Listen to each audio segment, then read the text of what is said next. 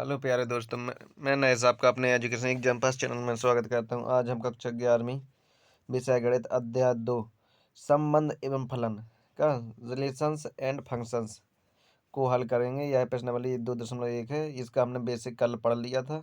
ठीक है, जिसने भी अभी बेसिक नहीं पढ़ा है वो इसके जस्ट पहले वाला वीडियो जरूर देखें। ठीक है, प्ले लिस्ट में जाकर ढूंढें उसे और वो वहाँ पर मिल जाएगा आपको, और उसे अच्छी तरह से पढ़ें क्योंकि इसका बेसिक वहीं पर है। ठीक है, तो देर नहीं कहते हुए चलते हैं आगे। तो हमारा अध्याय दूसरा है संबंध एवं फलन है का रिलेशंस एंड फंक्शंस। ठीक है, इसी के बारे में पढ़ना है। इसके बारे में हमने कल पढ़ लिया था। आज हम इसके क्वेश्चन आंसर हल करेंगे। ठीक है, तो हमारा प्रश्नावली 2.1 है। पहला क्वेश्चन क्या बोलता है, x/3 प्लस में 1 कॉमा y-2/3 बराबर में 5/3 कॉमा 1/3। तो x और y के मान ज्ञात कीजिए। मतलब वही चीज़ होगा कि जो अपना यहाँ तक एक पद है, ये भी एक अलग पद है, ऐसे ये अलग पद है। तो पहले वाले पद के बराबर पहला पद मतलब इस साइड 5/3 हो जाए, अब दूसरा y-2/3 बराबर 1/3 हो जाए। ठीक है, इन दोनों में क्या कहते हैं, बराबर रख दें। क्या बराबर, यहाँ पर दिया भी गया है दो क्रमिक युग्म ए बी तथा सी डी का ए बी तथा सी डी बराबर होंगे ए बराबर सी और बी बराबर डी। ए बराबर सी मतलब जो ए है, ये क्या है, ए है भाई, और जो क्या है, बी है कि नहीं है, जे सी है और जे ई सेट के डी है। ठीक है, तो ए और सी है ले लो, और बी और डी है ले लो। पहले हम ए और सी है ले हैं, जैसे ए बराबर सी ले लें का ए बराबर सी। तो चलो हमें यहीं पर ले लिए, एक साइड ए बराबर सी, एक साइड ए बी बराबर डी। तो ई साइड देखो ए बराबर सी, यानी x/3 प्लस में 1 बराबर का ले लो हमने 5/3। ठीक है, इसी प्रकार से ई साइड ले लो y-2/3 बराबर 1/3, एक साइड जी ले लो। ठीक है, जब हमने इसे हल किया, क्या हल किया, यहाँ x/3 5/3 है ही, ये है कि नहीं है। जैसे जे एक जे प्लस वाला एक ऊसट ले गए तो माइनस में 1/3 हो जाए आपका, सॉरी एक एक हो जाए। एक के बटे में एक कर लो, आप क्या कर लो, एक के बटे में एक कर लो, तो 3 और 1 को लास्ट ले लो 3। 3 को भाग 3 में दें तो 1 मतलब 5 एकम 5, और 1 को 3 में एक मतलब 1 को भाग 3 में दें तो 3 दे, 3 गुणा 1 में हो गया 3। तो 5-3 यानी 2/3। यहाँ से देख लो 3 से 3 काट दें हम नीचे को नीचे, तो क्या बन जाए वहाँ x बराबर 2 बचे। तो एक तो x बराबर 2 है, यहाँ पे y को मान निकाल लें।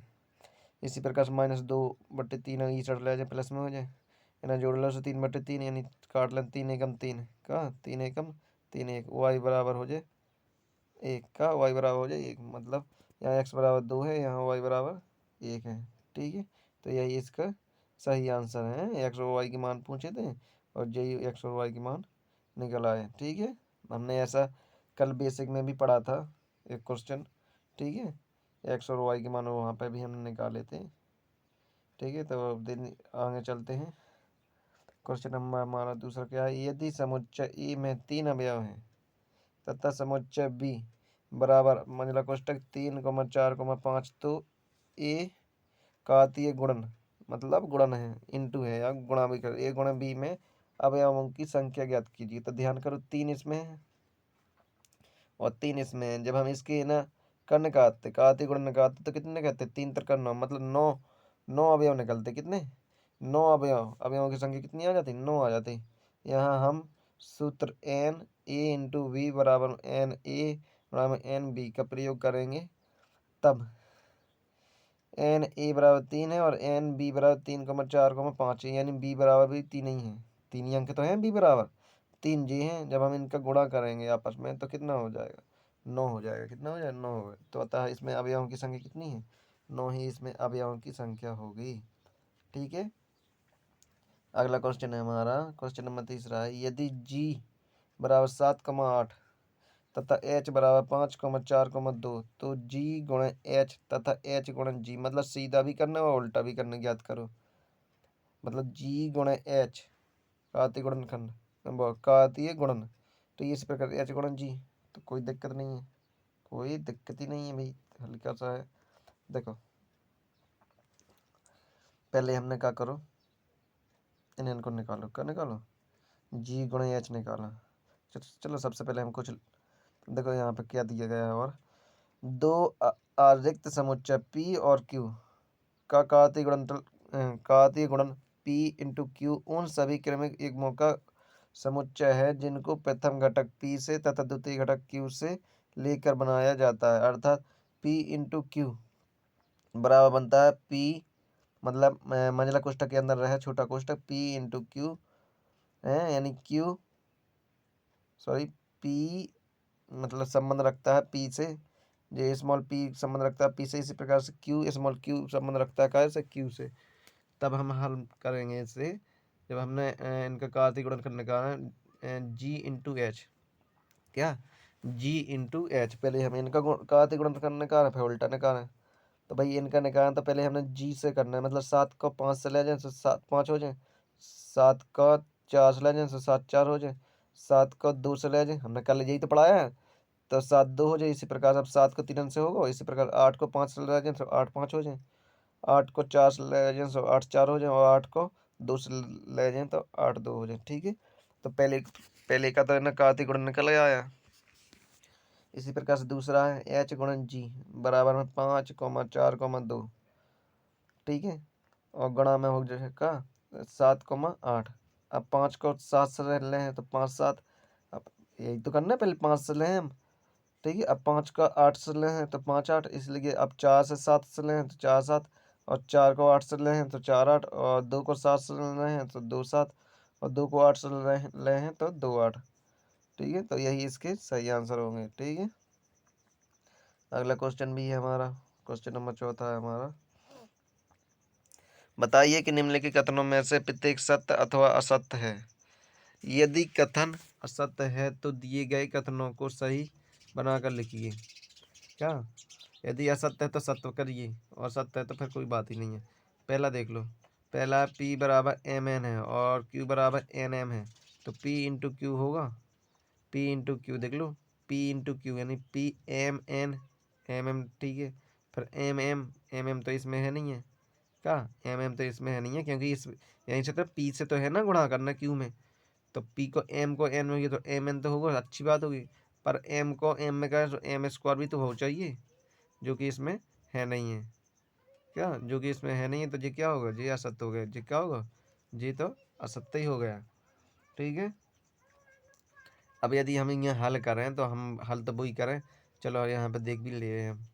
ठीक है, इतना तो दिया गया है, लेकिन इनका गुणाकार इतना, मतलब इतना को गुणा करो तो यहाँ पर एम एन, और जब एम को एम में करो तो M into M M M हो जाए, या एम इसको अभी कह सकते, लेकिन एम एम हो जाए कोमा है तो कोई दिक्कत नहीं। अब एन को एन में कहो तो एन एन, और एन को एन में कहो तो एन एम। ठीक है, तो यह यदि ऐसा होता नीचे वाला जैसा तो सही होता, पर ऊपर जैसा है तो असत्य जी, और नीचे कह दो तो सही हो जाए। ठीक है, दूसरा है यदि ए और बी आरिक्त समुच्चय हैं तो ए इंटू बी क्रमिक युग्म एक्स वाई का एक आरिक्त समुच्चय इस प्रकार है कि एक्स संबंध रखता है ए से, तब वाई भी रख के बिल्कुल बात सही हो जाए। क्या बिल्कुल ये बात सही हो जाए। ठीक है, जब ए एक्स ए से संबंध रखता है तो वाई भी बी से रख कर तो गया, तब तो गया आरिक्त समुच्चय। दूसरा है यदि ए बराबर 1,2 तो बी बराबर 3,4, तो ए गुणा बी सॉरी ए गुणा कोष्ठक बी इंटरसेक्शन फाई बराबर फाई, क्या बराबर फाई। तो यहाँ पे भी देखते हैं तो ये भी मतलब सत्य है, यह है सत्य है, क्योंकि बी इंटरसेक्शन फाई बराबर फाई, यानी ए गुणा में बी इंटरसेक्शन फाई बराबर ए गुणा में फाई बराबर में क्या हो जाए फाई, मतलब किसी भी संख्या में गुणा करो फाई का तो क्या हो जाना, फाई तो हो ही जाना उसे, तो ये सही है। ठीक है, अगला हमने ये क्वेश्चन भी कल हमने पढ़ाया था। ठीक है, कल हमने ये क्वेश्चन बिल्कुल सेम क्वेश्चन नहीं है, तो मतलब आर आर करके पढ़ाया था हमने, ट्रिपल आर आते थे गुणा में, है ना। तो यहाँ पे भी ए बराबर जे दिया गया, तो ए करना है, क्या ए गुणा ए। तो चलो कहते हैं हम पहले हम ए गुणा ए ले लें, तो ए गुणा ए यानी माइनस, भाई ए गुणा ए जब ए बराबर माइनस एक एक है, क्या एक और एक है, इसी प्रकार से फिर माइनस एक को एक है, तो इसी प्रकार से ले लो, पहले माइनस एक को माइनस एक में करो तो माइनस एक, का ए गुणा यही तो कर रहे हैं हम, है ना। तो भाई माइनस एक को माइनस एक में करो माइनस एक, फिर माइनस एक को एक में करो माइनस एक एक हो जाए, फिर एक को माइनस एक में करो एक गुणा माइनस एक हो जाए, सॉरी गुणा नहीं कॉमा में, फिर मतलब सिंपल एक को एक में करो तो एक कोमा एक हो जाए। ठीक है, तो इस प्रकार से हो जाए आपको ए गुणा ए। अब 3 दे करना है इनका, क्या करना है भाई, 3 दे करना है, तो भाई 3 दे कैसे कर लो आप, 3 दे उसी प्रकार से इसमें कर लो, क्या इसी प्रकार से इसमें कर लो, एक दे और इसमें गुणा करो, कब माइनस एक कोमा एक को, क्या माइनस एक कोमा एक को, तब हम गुणा के अंदर माइनस एक कोमा माइनस एक हो जाए। इसी प्रकार से जे और जे तो इतने बराबर ही आ जाए, है ना, जी तो क्या हो जाए बराबर आ जाए, क्योंकि दो में है और संग इतने में जी ई को और कर लो गुणा, तब तो 3 को कहाँ लगे। तो ई को जैसे ही करो आप माइनस एक को पूरे में करो, या ई को कर लो चलो, फिर इसको ई में कर लो तब वही चीज़ आ जाए, फिर इसको इसमें करो, क्या तब माइनस एक कोमा एक आ जाए, फिर इसको मतलब इसका हो गया, फिर इसका कर लो तो क्या हो जाए माइनस एक और एक माइनस एक आ जाए, फिर इसका इसमें करो तो माइनस एक एक आ जाए, फिर ऐसे ही इसका ई में करो, क्या इसका ई में करो तो क्या हो जाए सॉरी एक माइनस एक हो जाए। इसी प्रकार से जे भी इसको इसमें करो तो एक कोमा माइनस एक हो जाए, और इसका फिर इसमें करो तो एक कोमा एक कोमा माइनस एक हो जाए, और इसी प्रकार से जब एक को आप इसमें करो, किसमें इस वाले में लास्ट वाले को एक को इसमें करो तो एक कोमा एक हो जाए। ठीक है, तो इसी प्रकार से जी इस प्रकार से हो जाएगा इनका घातीय गुणन। ठीक है, एक दे आप खुद कॉपी में करके मतलब ट्राई कीजिए, बिल्कुल समझ में आएगा। ठीक है, तो आशा करता हूँ कि यह समझ में आ रहा होगा आपको, जिसे जिस बच्चा या बच्ची को समझ में नहीं आ रहा है वो इसके जस्ट पहले वाली क्लास जरूर देखे, क्योंकि हमने उसमें बेसिक से पढ़ाया है इसे। ठीक है, और खैर यहाँ पे भी हम अच्छी तरह से समझा रहे हैं, जो समझ में वाला होगा बच्चा वो जरूर समझ जाएगा एक ही दिन में। इसका देखो ए इंटू बी यानी घातीय गुणन का खंडन गुणन है, मंझला कोष्टक a comma x a comma y b comma x b comma y, तो ए तथा बी ज्ञात करो। क्या ए तथा बी, अब ए तथा बी निकालना है, अब घातीय गुणन है अब उल्टा निकालना है, अब घातीय गुणन निकाल रहे अब ए और बी निकाल लो, तो बस ए अब संख्या देख लो, इसमें ए है और बी है, क्या है ए है और बी है, तो एक निकाल लो ए बी, और एक्स और वाई है तो एक निकाल लो क्या एक्स वाई, बस खत्म। वो तो संख्या इसमें है नहीं है, ए है बी है बात करी गई, और दूसरी साइड एक्स और वाई की बात करी गई, तो एक साइड कर लो ए कोमा बी, एक साइड कर लो का एक्स कोमा वाई। ठीक है, इसी प्रकार से आगे चलते हैं हम। अगला क्वेश्चन भी है हमारा, मान लीजिए कि ए बराबर सॉरी 1,2 बी बराबर 1 2 3 4 है, कॉमन लगे सभी में, सी बराबर 5,6 तथा डी बराबर 5,6,7,8 है, तो सत्यापित कीजिए, क्या सत्यापित कीजिए, सिद्ध करना है, सीधी बात है। तो पहले ई साइड को निकाल लो फिर ई साइड को निकाल लो, है ना, तो पहले ही ले लो, दिया है पहले मुझे ए इतना दिया, बी इतना दिया, सी इतना दिया, डी इतना दिया, जो कि क्वेश्चन में दिया है ना सब चीज़ें। अब हम क्या कर रहे हैं, क्यों बी इंटरसेक्शन सी निकाल रहे हैं, पहले क्या बी इंटरसेक्शन सी, तो बी और सी में देख लो क्या कॉमन है, बी और सी में तो हमें क्या बी और सी में कुछ भी कॉमन नहीं लग रहा अपना, क्या है इसमें 4 था इसमें 5 6, जब कॉमन का चुनिए तो क्या निकल के आता है 5, क्या आता है 5। इसी प्रकार से हम जब हम गुणा करेंगे इसका ए गुणा में बी इंटरसेक्शन सी, तो ए तो कितना है हमारा 1,2 ही में 5 का गुणा करो तो क्या होती है 5, जब हमने बताया किसी भी संख्या में 5 का गुणा करो तो क्या आता है 5 ही आता है। ठीक है, अब दूसरे साइड चलो, ई साइड को लेने पर ये तो लिख भी सकते अपन एल एस एच लेने पर, ठीक है, और नीचे वाले में आर एस एच लेने पर, जैसे यहाँ पे है ए गुणा बी ने करो आप एन एन को गुणा करो हमने, तो एक को एक से करो तो एक एक, एक को दो से करो तो एक दो, एक को तीन से एक तीन एक चार, इसी प्रकार से दो को दो में कहो, दो को एक में कहो तो दो एक, दो को दो में कहो तो दो दो, दो को तीन में कहो तो दो तीन, और दो को चार में कहो तो दो चार। ठीक है, तो ए गुणा बी तो निकल के आ रहा है जी। अब ए गुणा सी निकाल लो पहले, तो जैसे ही हमने ए गुणा सी निकाला तो एक को पाँच में कहो तो एक पाँच, एक को छः में कहो तो एक छः, एक अब दो को पाँच में कहो तो दो पाँच, दो को छः में कहो तो दो छः। ठीक है, अब इंटरसेक्शन निकालना है, क्या निकालना है इंटरसेक्शन। अब इंटरसेक्शन क्या कहोगे, जो कॉमन हो दोनों में, जो दोनों में कॉमन हो, तो अब देख लो कॉमन का है इसमें, का है इसमें ना, इसमें कॉमन का है, तो भाई देखा हमने तो कॉमन का मिल रहा हमें, तो भाई कॉमन तो क्या मिल रहा है, ए इंटरसेक्शन बी निकालना है ना, तो भाई इसमें देख लो ए में तो यहाँ पे 1 1 1 2 1 3 1 4 2 1 2 2 2 3 2 4, इसमें 1 5 जो कि नहीं है, 1 6 भी नहीं है, 2 5, इसमें 2 5 भी नहीं है, 2 6 भी नहीं है, मतलब कोई कॉमन वॉमन कोई मिल ही नहीं रहा, तो फाई हो जाए, क्या हो जाए, फाई हो जाए। तो अतः एल एस एच भी फाई है और आर एस एच भी फाई है। तो क्या होगा जी, क्या एक दूसरे का क्या होगा, सिद्ध हो गए, क्योंकि उस बराबर भी फाई आ गो, इस बराबर भी आपको फाई आ गो, तो क्या होगा जी, सिद्ध हो गए। ठीक है, एक सेकंड पेन चेंज कर लेते हैं। ठीक है, इसी प्रकार से अगला ले लो आप, क्या अगला ले सकते हो। अगले में क्या करना है हमें भाई, अगले में वही सिद्ध करना, सत्यापित करना ना, एक बी गुणा में डी, मतलब बी आपकी जीतेगी और डी आपकी जीतेगी। अब गुणा करो, 1 को 5 में करो, का 1 को 5 में करो, बी गुणा डी, यही तो है, 1 5, 1 को 6 में, 1 6 1 7 और 1 8 तक हो जाए। अब 2 को करो 5 से, 2 5 2 6 2 7 2 8 हो जाए। ऐसे ही 3 को करो पूरे में, 3 5 3 6 3 7 और 3 8 भी हो जाए। ऐसे 4 को करो, 4 5 4 6 4 7 और 4 8 भी हो जाए। ठीक है, एक तो ये बन गया है। अब दूसरे दूसरा क्या करना है अपना भाई, दूसरे में करना है अपना यहाँ पे एक सेकंड रुको यार, क्या एक सेकंड रुको, यहाँ पे हम देख लेते हैं दूसरे में क्या करना था, मैं जी वाले करना था। ए गुणा सी और बी गुणा डी, का बी गुणा डी का एक उभयनिष्ठ वो उप समुच्चय है, बी गुणा डी का एक उप समुच्चय है। एक सेकंड, ए गुणा सी उप समुच्चय, चलो यहाँ पे देखते हैं। चलो दूसरा है हमारा यहाँ पे, इतने हो गए। तब यहाँ पे लिख सकते अपन, का लिख सकते हैं यहाँ पे समीकरण नंबर 1 और समीकरण नंबर 34 से ए गुणा सी के सभी अवयव बी गुणा डी में है, बहुत ठीक है।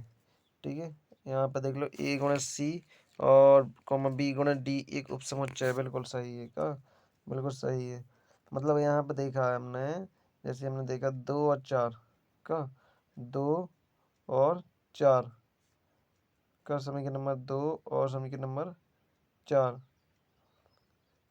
के सभी अवयव बी गुणा डी में है। अब 2 कहाँ है, 2 भैया अपन ने एक में जस्ट पहले ही कर लो, तो 2 में, क्या 2 में जी वाला 2 है। ठीक है, और जी कौन सा आ गया, जी आपको 4 आ गया, और 2 बताया भी गया, 2 4 वह समीकरण 2 तथा 4 से ए गुणा सी, का ए गुणा सी के सभी अवयव बी गुणा डी में है। ए गुणा सी के सभी अवयव बी गुणा डी में है, का बी गुणा डी में, मतलब इसमें है, सीधी बात है, इसमें है ना। तब लग सकता अपन, का ए गुणा बी इंटू बी गुणा डी का एक उपसमुच्चय होगा। ठीक है, क्योंकि यदि ए एक अरिक्त समुच्चय है तथा बी एक रिक्त समुच्चय है, तो ए गुणा बी बराबर क्या होता है, फाई होता है फिर तो। ठीक है, तो अगला क्वेश्चन है हमारा, अगला क्या बोलता है भाई, मान लीजिए कि ए बराबर 1 2 है और बी बराबर 3 4 है, और ए गुणा बी लिखिए, ए गुणा बी के कितने उपसमुच्चय होंगे, उनकी सूची बनाइए। तो बस सूची बना रहे हैं हम। यदि एक उपसमुच्चय में n अवयव हैं, तब कुल उपसमुच्चयों की संख्या 2 के ऊपर n की पावर होती, कितने होते, 2 के ऊपर n की पावर, n की पावर, ध्यान करिए। अब यहाँ पे कितने दिया है हमारा, ए इतना है, बी इतना दिया है कि नहीं है। अब गुणा करें हम जैसे इनका, ए गुणा बी, तो 1 3 1 4 और 2 3 2 4, इसने इतने हैं, मतलब ये संख्या कितनी है, 4 है। तो ए गुणा बी बराबर कितने, 4 हो गए। अतः ए गुणा बी के कुल उप समुच्चयों की संख्या कितने हो गए, क्योंकि एन 4 है, तो 2 के ऊपर 4, 4 चौके कितने हो जाए, 16, और 16 ये इसका क्या हो जाए, सही आंसर हो जाए। आप यकीन नहीं कहते तो यहाँ पर चेक करके देख लो। ए गुणा बी के उप समुच्चय निम्न है। अब करो, क्या एक सेकेंड करो इसे,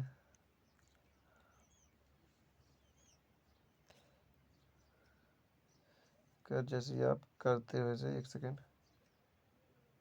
चलो फाई। ठीक है, फाई तो सभी में होता है, यदि वो है 1 3 है, क्या पहला है, क्या 1 3 और 1 4, मतलब पहला ए को बी में कर लो ना, है, और फिर 2 3 2 4। ठीक है, इसी प्रकार से 1 3 1 4, क्या 1 4 1 3 1 4, और 1,3 2,4 इसी प्रकार से जब तुम करोगे तो कितने आते हैं जी? एक सेकेंड।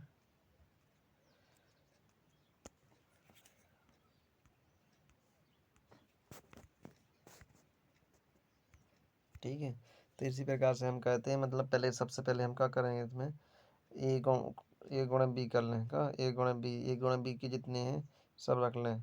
ठीक है, इसी प्रकार से फिर इसके साथ फिर है ना ए को करें, फिर इसके साथ कितने को बी को भी करें, तब हमारे कितने इतने उपसमुच्चय बन जाएंगे जी।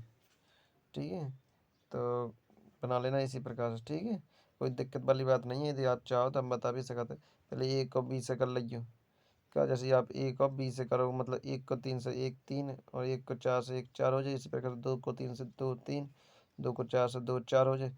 इसके इसी प्रकार से फिर 1 को यहाँ पर 3 से आ जाए क्या, तो 1 3 हो जाए, क्या हो जाए, 1 3 हो जाए फिर, और फिर 1 को 4 से हो जाए, 1 4 हो जाए, फिर 1 को 3 से भी हो जाए 1 3, फिर 2 को कितने को 2 को 3 से हो जाए, मतलब 2 3 हो जाए। इसी प्रकार से फिर 1 को 3 से, इसी प्रकार से जी बन जाए।